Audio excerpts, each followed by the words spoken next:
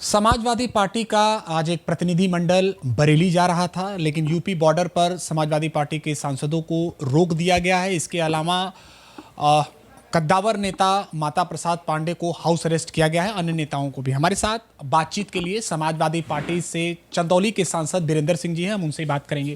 बीरेंद्र जी, आप भी मंत्री रहे हैं, वर्तमान में सांसद हैं। आपने क्या कभी ऐसी स्थिति देखी कि अगर कोई विपक्षी दल का नेता या उनका प्रतिनिधिमंडल किसी मामले को लेकर मिलने जा रहा है तो ऐसी स्थिति आई हो? देखिए, एक नारा है कि सरकार जब जब डरती है तो पुलिस को आगे करती है, वही चरितार्थ हो रहा है। मीडिया के माध्यम से जो परिस्थितियां हमको दिखाई दे रही हैं, सरकार जिन परिस्थितियों को जनता के सामने रख रही है, लेकिन विपक्ष के नेता होने के नाते हम लोगों का फर्ज है कि हकीकत क्या है इसकी जानकारी प्राप्त करना और हकीकत प्राप्त करके एक रिपोर्ट तैयार करना और सरकार को उसकी जानकारी देना ताकि निष्पक्ष निर्णय हो। लेकिन जब सरकार के ही मन में खोट हो, सरकार का ही जो है दृष्टि गलत हो, तो वो उन परिस्थितियों पर पर्दा डालने की कोशिश करती है। हमारे सांसद का एक प्रतिनिधिमंडल स्थलीय निरीक्षण, स्थलीय लोगों से समीक्षात्मक बैठक और जानकारी के लिए जा रही थी कि आखिर कौन सी ऐसी परिस्थितियां बनी जिसके कारण ये घटनाएं घटी। लेकिन सरकार नहीं चाहती है कि हकीकत लोगों के सामने आए। शासन प्रशासन द्वारा ये भी कहा जा रहा है कि वहां के लॉ एंड ऑर्डर को ध्यान में रखते हुए ये निर्णय आवश्यक रहा है। ये सवाल तब उठता है लॉ एंड ऑर्डर के पक्ष में जब सरकार फेल होती है। वो जानना चाहते थे, मिलना चाहते थे, आप गेस्ट हाउस तक जाने देते, वो लोगों को बुला करके अपनी बात सुन लेते। ठीक है, माप में नहीं सुनते। ये जो प्रतिनिधिमंडल जाता वहाँ प्रशासन से मिल करके वो स्थितियाँ परिस्थितियाँ जाने का काम करता। वीरेंद्र जी, पूरे देश में इस समय आई लव मोहम्मद को लेकर खूब चर्चाएं हो रही हैं। बनारस में भी इसको लेकर पोस्टर निकला। आपको क्या लगता है, समाजवादी पार्टी से कैसे दिखती है? देखिए, I love Mohammed, I love Mahadev में किसको क्राइम नजर आता है?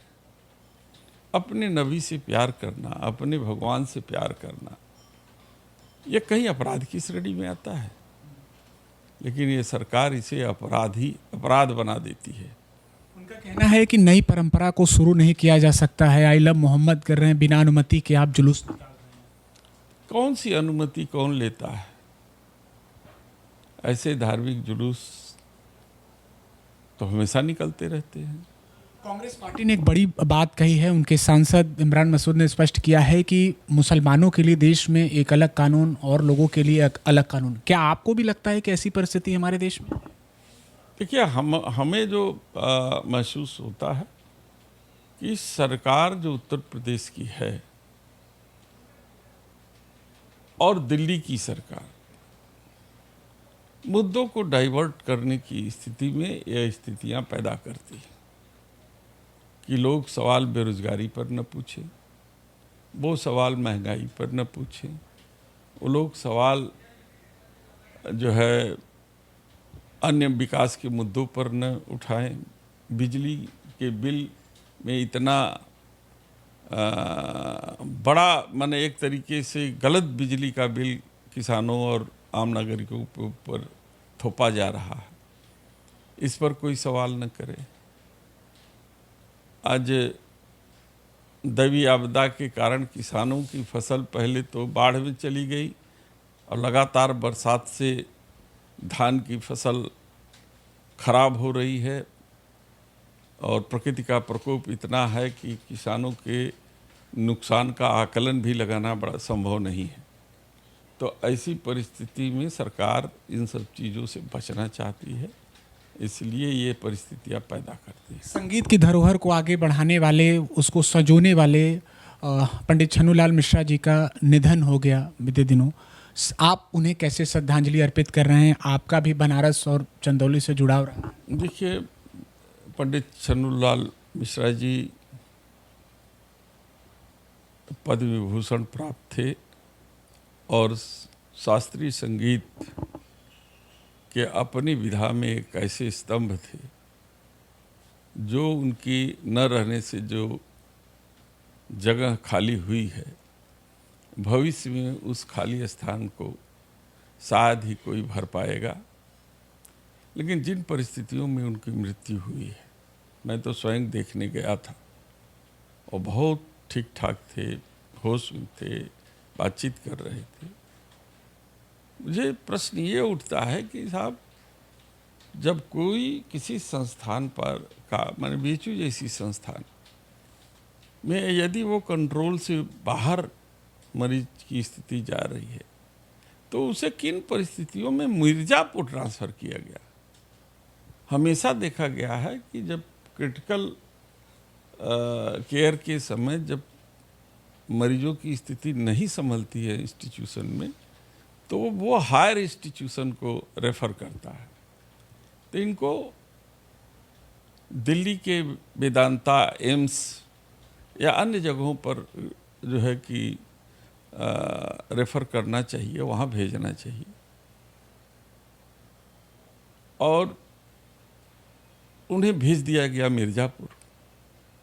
तो किन परिस्थितियों में भेजा गया और अचानक सूचना आई कि पंडित जी नहीं रहे, तो ये विषय चिंता का भी विषय है कि इंस्टीट्यूशन किस तरीके से काम कर रहा है।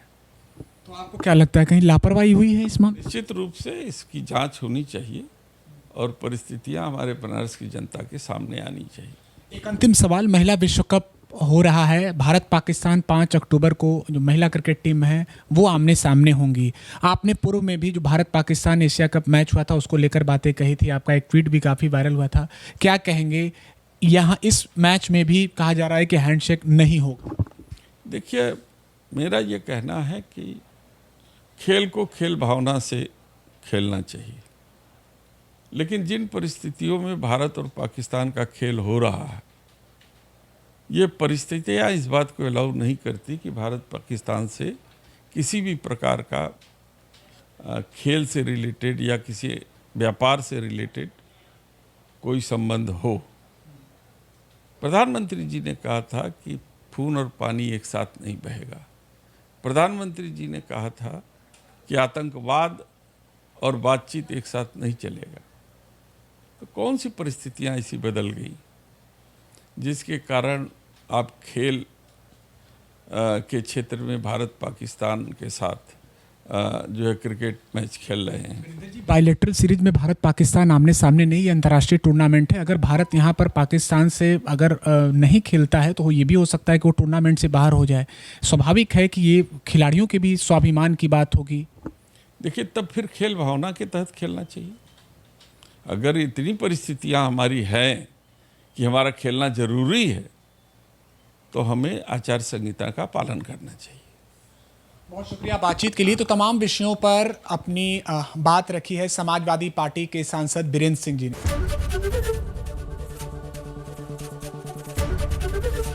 एबीपी गंगा, खबर आपकी, जुबान आपकी।